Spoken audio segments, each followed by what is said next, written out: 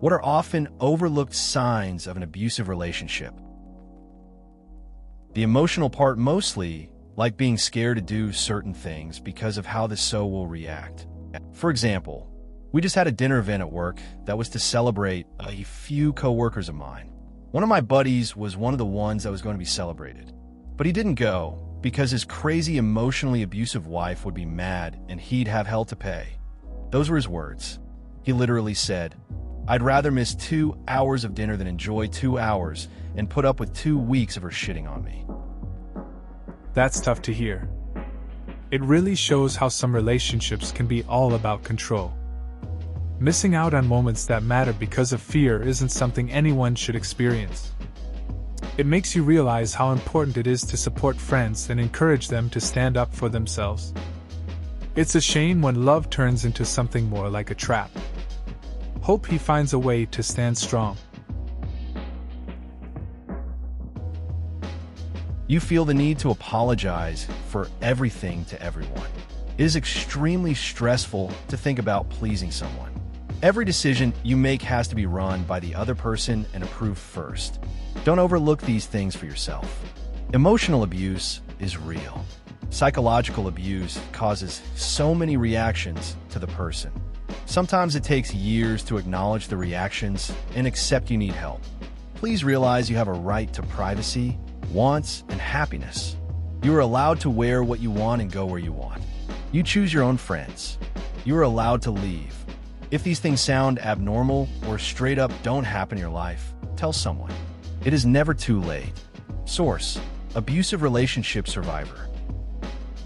It's tough when you constantly feel the need to apologize, like you owe everyone an explanation. I had a friend who dealt with that. Every little choice ran through someone else's filter. It really wore them down.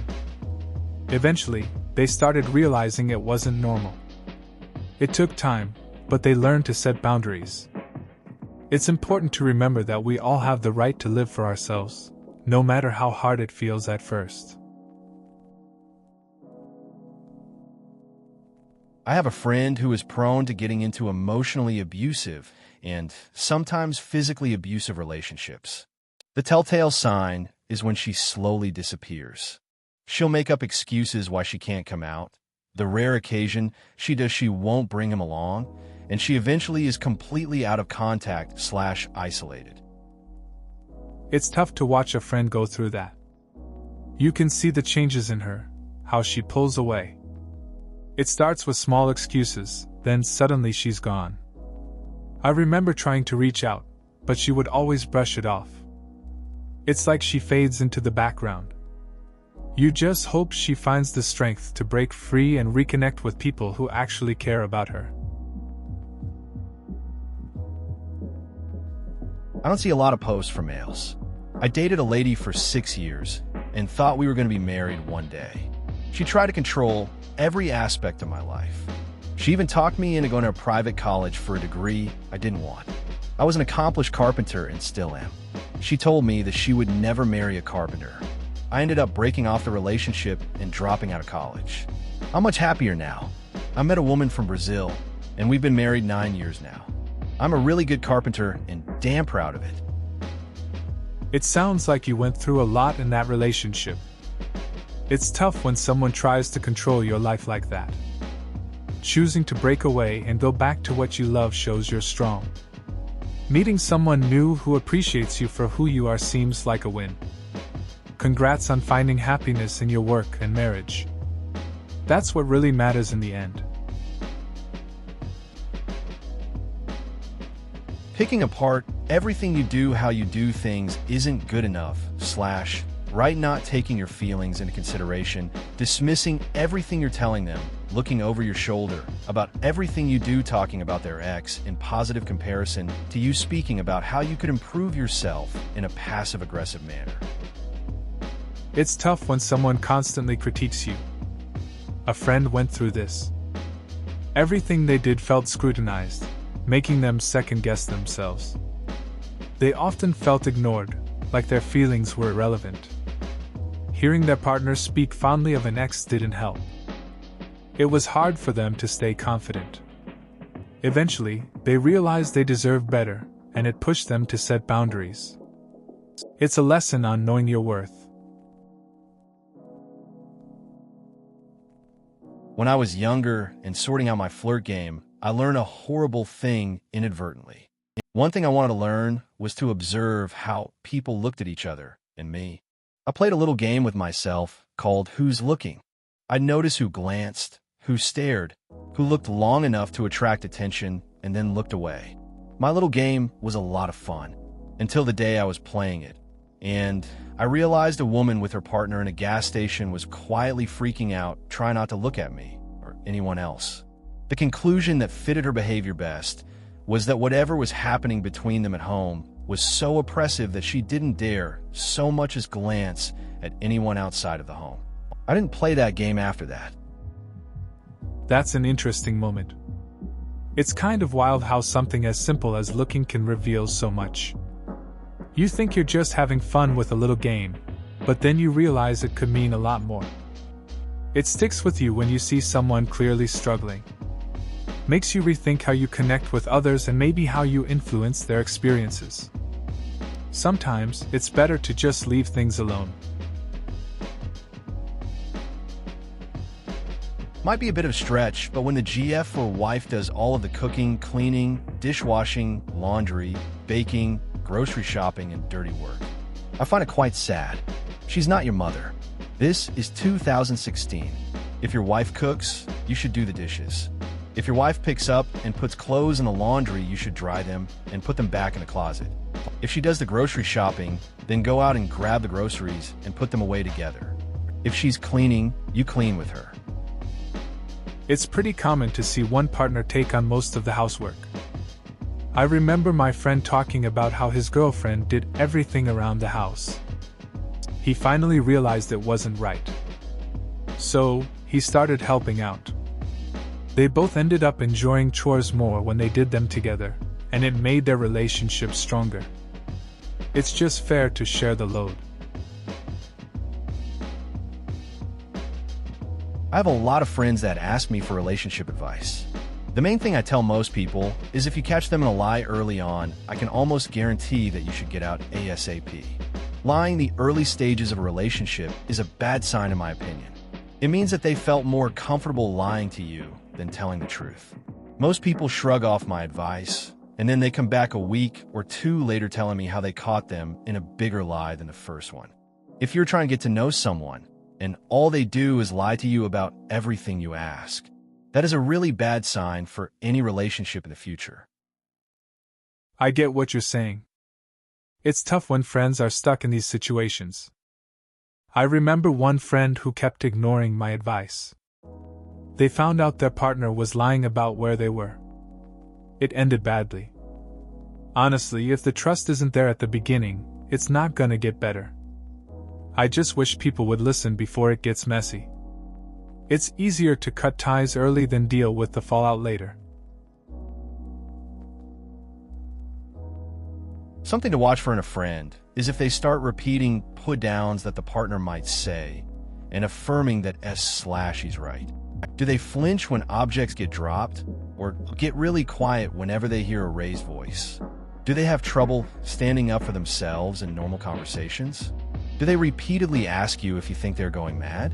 These are some signs of a person who really needs help and doesn't think they deserve it. I once had a friend who would always downplay their own opinions, often echoing negative comments from their partner. They became anxious around loud noises and would freeze up in conversations. I noticed them constantly seeking reassurance, worrying about their sanity. It was tough to watch, and I wanted to help, but they seemed lost in that cycle of doubt. It reminded me that sometimes, it's hard for people to see their own worth. Passwords. If your partner, or, parent/sibling/cousin whatever, ever asks for your password without a damn good reason, you need to start examining that relationship more closely. It's a way of establishing control and violating privacy, with the added benefit of potentially getting dirt on you. Realistically speaking, if your partner/family member/whatever wants dirt on you, there's something wrong there. Tread carefully. I remember a time when a friend asked for my social media password. At first, it felt harmless, but it made me rethink our friendship. It raised a lot of trust issues. We had some talks about privacy and boundaries. It took a while to rebuild the balance in our relationship, but it was necessary. Everyone deserves their space, even from those closest to them. My wife and I have shared bank accounts plus individual ones. Everything is automatic. It goes into the shared account. We both get an equal allowance. It works really well for us because all our bills get paid without thought. Our allowance is generous and allows us to buy whatever we want. Personal saving is at our own whim. Meanwhile, our pooled resources give us a retirement plan and vacation money. For us, having a system like this has removed a ton of stress from the relationship and completely stopped all overspending. Sounds like a solid system. The shared account keeps things simple, and having individual allowances is smart. It's nice that both of you can still buy what you want without worrying. Plus, knowing you've got a retirement plan and vacation money is a good feeling. It's interesting how managing finances can really change the vibe in a relationship. Good approach to prevent stress and overspending too. Sounds like my dad with my whole family. He's a financial advisor, so he likes us to save. Of course, we save through the company he works for. So, whenever we want some of our money, he gets really RC. Tells us now is not a good time to withdraw due to low stock value or whatever, and basically talks us out of withdrawing anything.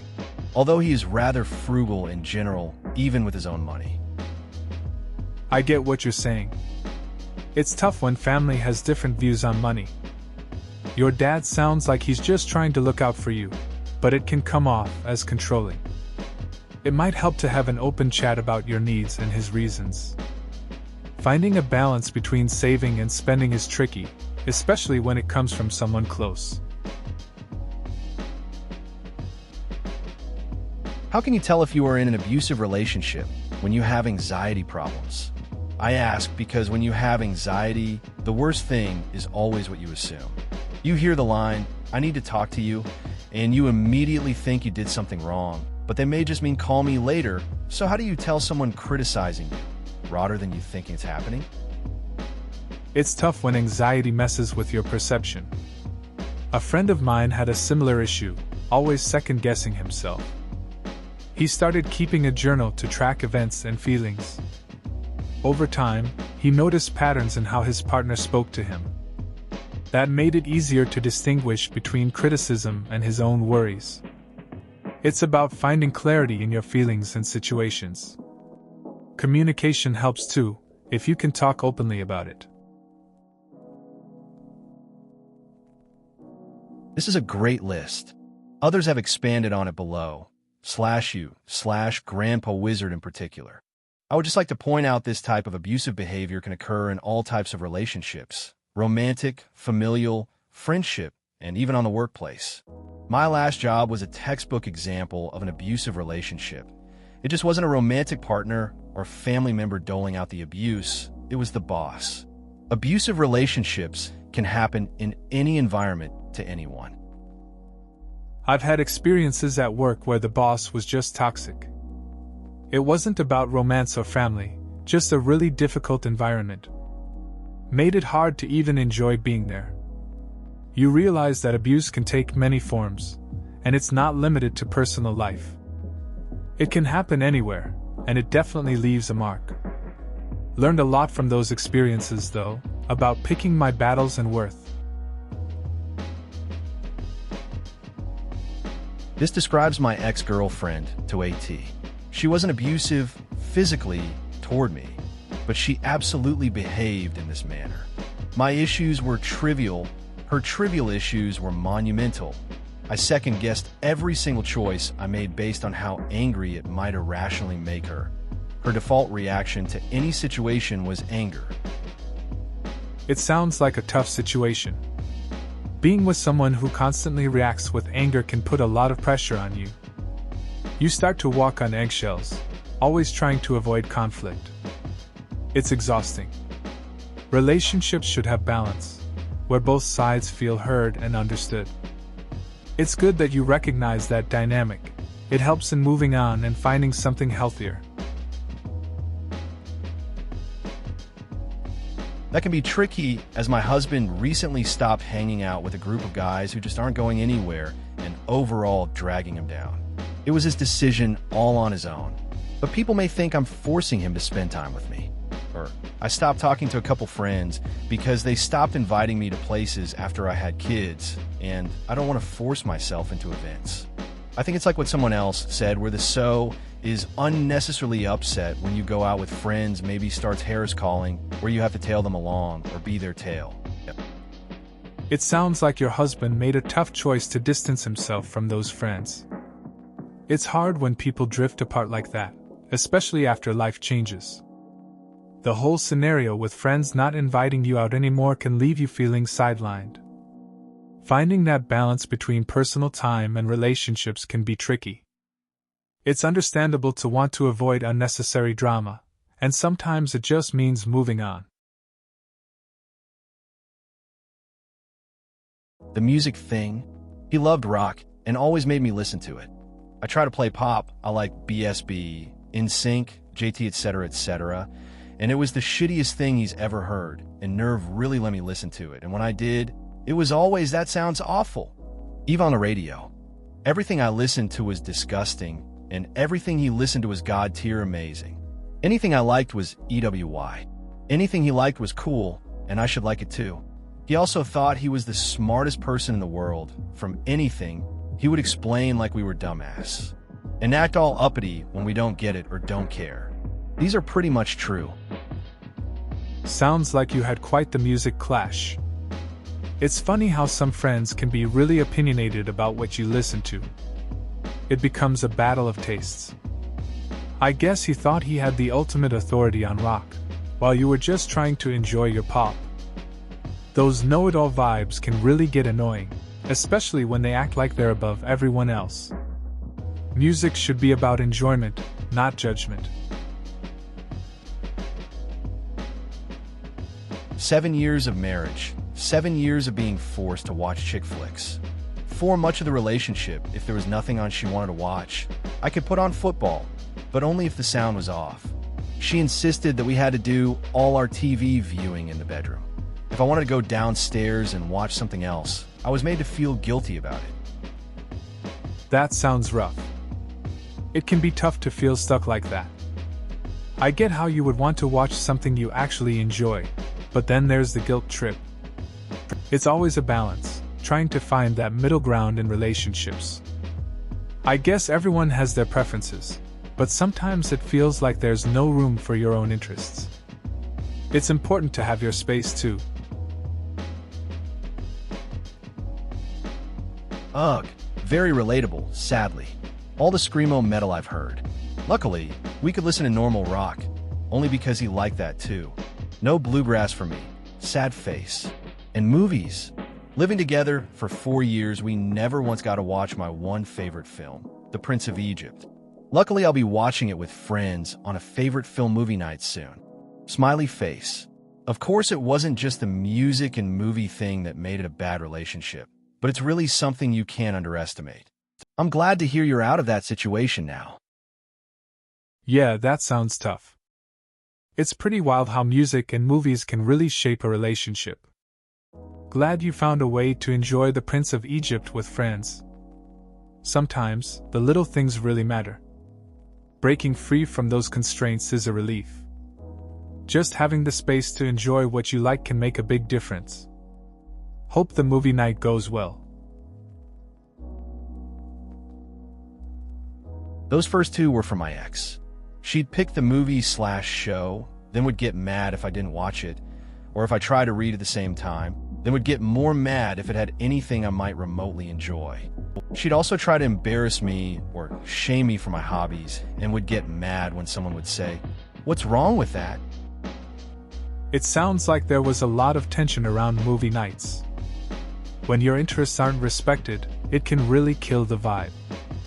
It's tough to enjoy something when it feels like a chore, I guess it shows how important it is to be with someone who appreciates you and your hobbies. Everyone has their own way of unwinding, and finding someone on the same page can make all the difference. Finding fault with the things you like that they don't. Not joking around, though it can start that way, but genuinely thinking whatever you like sucks, most likely just by virtue of you liking it. Wow, is this really an abuse thing? My dad always does this. I just assumed he thinks I have shitty taste. It's not uncommon for people to criticize things you like, sometimes just to tease or establish their own preferences.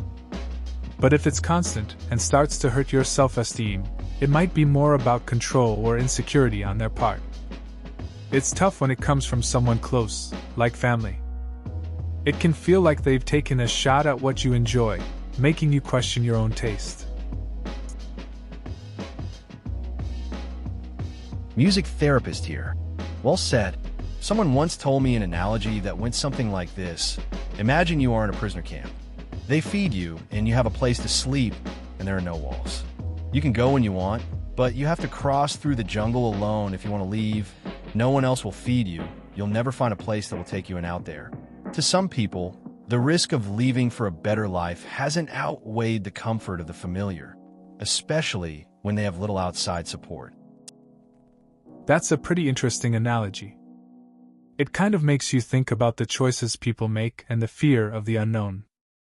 Staying in a familiar situation, even if it's not ideal, can feel safer than taking a leap into the unknown where things could get rough. It shows how important support systems are when making big decisions. Sometimes, the comfort of what we know holds us back from better things. Thank you for saying this. I was in an abusive relationship, and his main thing was emotional abuse.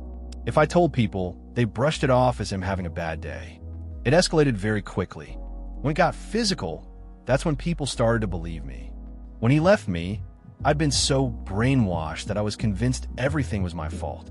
I was so insecure and so empty because he kept telling me I wasn't worth loving, no one would love me like he did, etc. Eventually, you just take it as fact, and you're grateful they love you. It's been 2 years since he left me. I am only just starting to deal with him in therapy. That's a heavy story. It's tough when people don't take emotional struggles seriously until things escalate. It's good that you're in therapy now. That's a step toward healing. It can take time to break free from those beliefs. Rebuilding self-worth is a journey. Just know you're not alone in this. A lot of people go through similar experiences, and talking about it can really help. Take your time. I would like to clarify that leaving an abusive relationship is not a simple process, and a past of perhaps worse. Abuse is not a sound explanation for why people stay. The manipulation, gaslighting, and traumatic bonding make it extremely difficult to leave an abusive partner.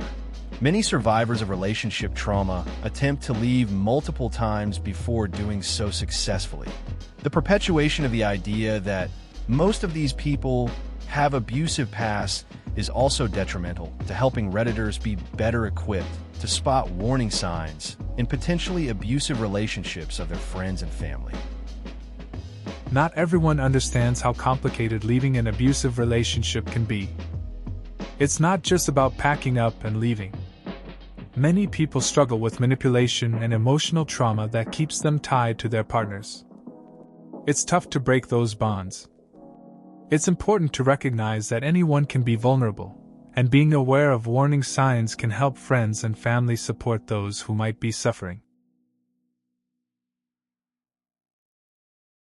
I agree with you that emotional abuse is often hard to spot. It took me a long time to realize that the relationship I was in was abusive. I was no longer in love with him, and he would threaten to hurt himself if I left him. He said that I meant the world to him, and without me, he was reduced to nothing.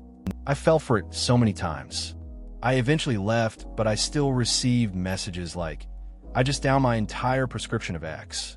It took everything for me to not respond to his antics and to report what he said to his family member so he can get proper help. It's tough to see emotional abuse for what it is. I had a friend in a similar situation, stuck in a toxic relationship. They felt responsible for their partner's well-being, which made it hard to leave. After finally ending things, they faced a wave of guilt from messages like those. It was a hard choice, but sometimes, letting go is the best way to help someone truly heal. OMG, I briefly lived right outside a military base, a notoriously terrible one. I went to a salon and started talking to the woman cutting my hair, and I was so happy because I had been so lonely and starved for conversation. Then she started telling me that she wasn't allowed to go out at all or talk to anyone outside of work because he was deployed, like this was the most normal thing in the world. I'm so glad I got out of there.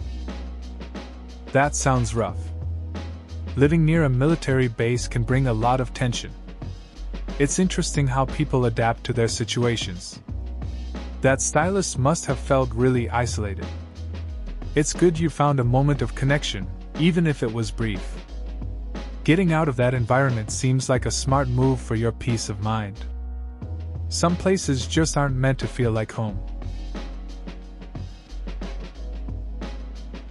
Came in here to say backhanded compliments. I was in this terrible relationship for 2 years, and thinking back on it, so many of the nice things he said to me were just jabs at my self-confidence and independence. For examples, I don't usually like girls with small boobs, but with you I don't mind so much, or I want to marry you someday. If you left me, I might do something I'll regret. Or, I like showing people that you're my girl. I eventually got him out of my life when his alcoholism got way out of hand. The next time I dated a guy who gave me backhanded compliments like, I really like you, and I want to be with someone I can be proud of, and why did you let your hair down? You look more beautiful with a ponytail. I noped the fuck out of there before it could get to me too much. When you like a person, it's so easy to overlook these subtle digs at your esteem. It sounds like you've had quite the experience with backhanded compliments. It's surprising how often people mask jabs with niceties. You were smart to recognize the pattern and walk away from that second guy. Those remarks can slip under the radar when you're into someone. It's refreshing to see you put yourself first and not let those comments slide anymore. Lessons learned, I guess. It's good to prioritize your self-esteem over someone else's insecurities. I had this happen. Husband and I would fight. He gets me some shitty whatever he picked up from Walmart, talks it up like he's the best person in the world and I should be happy. Then when I'm still mad, I'm as shitty and horrible, and how dare I still be mad at him. And the argument starts, and at some point I just acted like I wasn't mad and went numb/depressed instead. Glad I got out. It's tough when someone thinks a gift makes everything better. I've seen friends go through that. You can feel their frustration turn to numbness, almost like self-preservation. Sometimes the best move is to step away and find your own peace. It's good to hear you found your way out of that situation. Have you ever seen Waitress? There's a scene where Carrie Russell's abusive husband is crying after I think he hit her. And he says, "You're the only thing I ever loved." Most abusers are very broken people that were perhaps victims once too. I think that can make a victim feel guilty and as though they should help, if that makes sense. I get what you're saying. It's tough to see someone act that way because they themselves are struggling. It can turn the whole situation complicated. The guilt can be really heavy for victims when they feel responsible for the other person's pain. It's a sad cycle that just keeps going. Sometimes people really want to help, but they also need to prioritize their own well-being. Very true. I remember being in grade 7, and my teacher was returning a textbook to me. She jokingly handed it over in an exaggerated swoop, in a "here you are, madam" kind of way, and I flinched. It was embarrassing because she immediately noticed and was very apologetic. I could tell by the look in her eyes that it gave her insight into my home life. It actually gave me insight too, because it made me sad that my instinct was to assume my wonderful teacher was going to smack me.